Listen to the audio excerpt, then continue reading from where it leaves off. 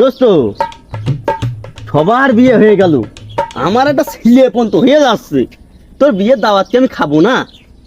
বিয়ে তো আমার কবে হয়ে যাচ্ছে, একজনের জন্য শুধু বিয়ে আটকে আছে। আচ্ছা কিটা আসে? হ্যাঁ, এই শালার জন্যই তো বিয়ের দাওয়াতটা মানে বাকি আছে। ওর আগে বালবাড়ি লাল করে নিচ্ছি। বল দিনি কিটা আসিস?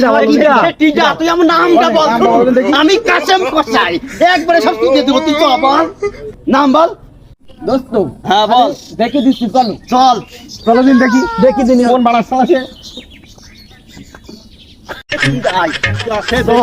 কোন শালা?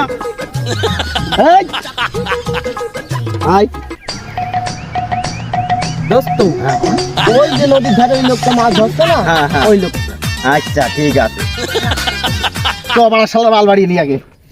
তো মাছ হইল না, একটা মাছও ধরতে পারলাম না। ও মাঝি পাল তুলে দে, তুই হেলা করিস না। মাঝি হেলা করিস না, ছেড়ে দে নৌ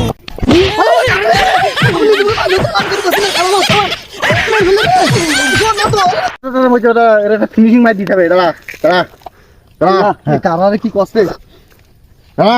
পুকুর মাছ ধরতে আমি। আরে এইভাবে শালা এত বড় ক্ষমতা দোস্তর দিয়ে আটকে রাখা। এটা কি কোনো ভাবে সম্ভব? মেনে নেওয়া যায়? তো তোমার লাইন ক্লিয়ার। শালার এমন ঠাপ দিয়েছি, কোনো সমস্যা নেই। তোমার লাইন এবার ক্লিয়ার, দিয়ে মনে কর দিয়ে হবে। চল দোস্ত, হবি তো ঠিক আছে, মারলাম কার? দোস্ত কেন আমার বাপের